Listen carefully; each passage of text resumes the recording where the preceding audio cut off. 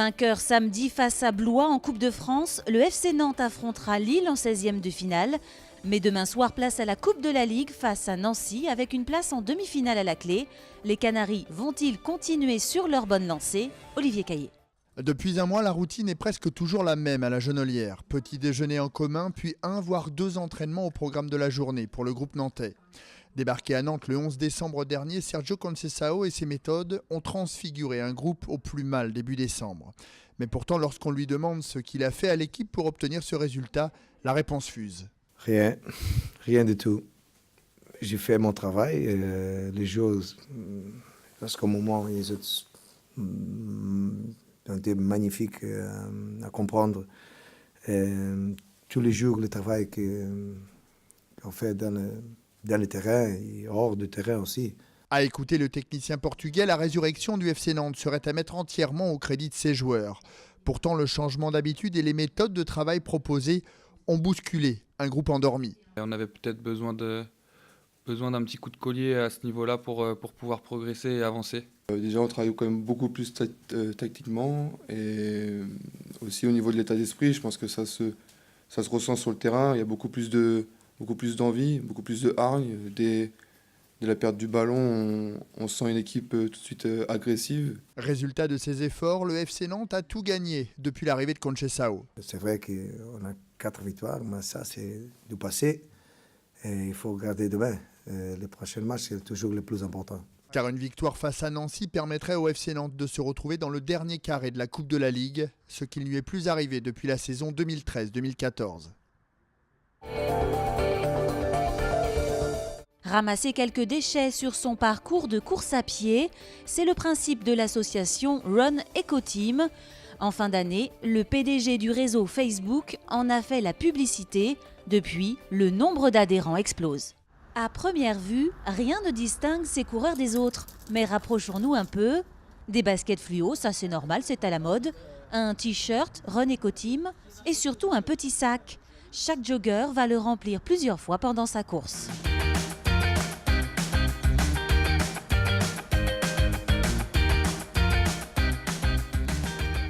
Un geste citoyen et depuis un an une association. C'est lui qui en a eu l'idée. Nicolas, il a créé un groupe sur Facebook. Le réseau social décide de le mettre en avant, vient tourner une vidéo à Nantes et son célèbre PDG Mark Zuckerberg la poste la veille de Noël. Bilan, 1,8 million de vues. Même si juste 10% de personnes sur ces 1,8 million sont conquis par notre geste et le font eux-mêmes au quotidien à chaque sortie running, le pari est gagné. L'association passe en quelques jours de 2 000 à 13 000 membres, s'étend dans le monde entier. Les sponsors affluent. Du matériel est ainsi offert à plusieurs pays d'Afrique.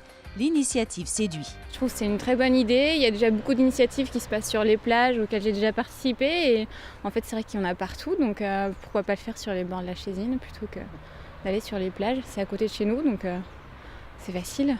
Une sortie en groupe est organisée ce dimanche 15 janvier, simultanément dans une trentaine de villes françaises. Avis aux Nantais, le rendez-vous, c'est à 10h devant l'Éléphant. Elle l'a annoncé ce lundi à nos confrères de Ouest France et Presse Océan. La maire de Nantes, Johanna Rolland, soutient officiellement Manuel Valls pour la primaire de la gauche dans le cadre des élections présidentielles. Cocorico pour la start-up nantaise MyScript. Son appli Nebo vient d'être primée à Las Vegas. C'est tout simplement la meilleure appli du monde. Elle sert notamment à transformer votre prise de notes manuelle en traitement de texte. Le Père Noël ne reviendra pas de sitôt. Alors que faire de son sapin? Si à Saint-Nazaire, une collecte est prévue dans les quartiers à partir de ce lundi, pas de ramassage organisé dans l'agglomération nantaise. Alors, comment bien se débarrasser de son sapin sans risquer d'amende? Nick Ressman. Exit le sapin de Noël. Après les fêtes de fin d'année, il cède la place à la déco habituelle dans le salon, laissant une petite trace d'épines. Les épines commençaient à tomber partout, là. Il était grand temps, il a fait son temps là.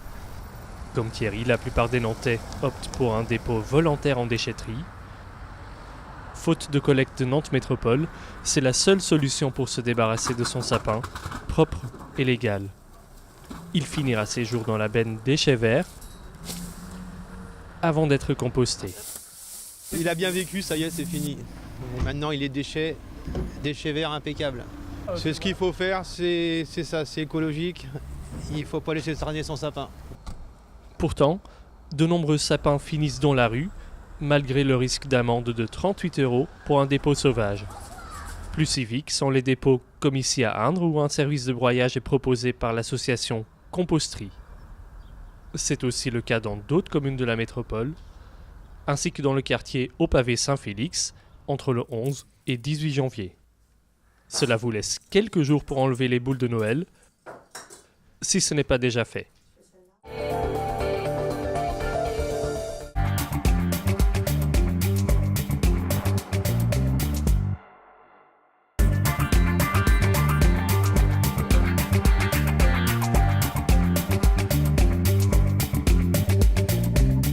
En fait, ici, vous avez l'illustration concrète de ce que l'on a en germe à Nantes depuis plus d'une dizaine d'années, où on ne conçoit pas la santé sans la rencontre de la recherche, de la formation et des soins. C'est la lisibilité du site nantais, et là, on a vraiment la parfaite illustration.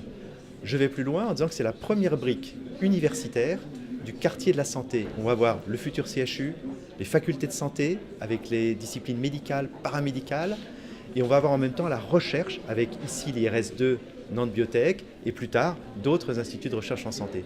Donc c'est vraiment l'attractivité du site. Pourquoi ? Pour la production de connaissances, mais aussi pour être mieux soigné.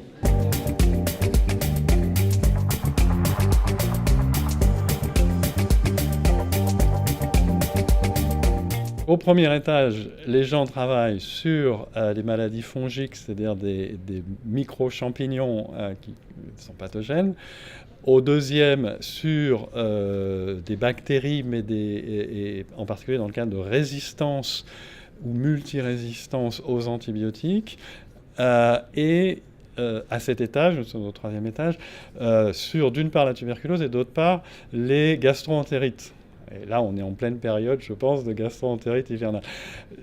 Tout ça semble extrêmement disparate. Le point commun qui permet de nous relier et de faire ces travaux, ces projets communs originaux que j'évoquais, c'est la relation avec le système immunitaire et comment le système immunitaire contrôle ou perd le contrôle dans ces différentes pathologies infectieuses, et où on trouve véritablement des points communs qu'on n'aurait pas forcément imaginés autrement.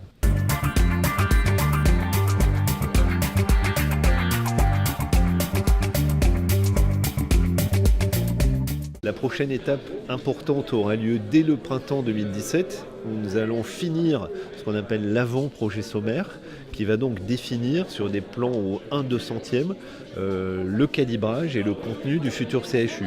Cette étape-là, on l'a vraiment menée avec tous les professionnels du CHU qui ont travaillé, à peu près 1200 professionnels du CHU, qui ont travaillé sur ces plans au 1/200e et qui sont donc sur du concret.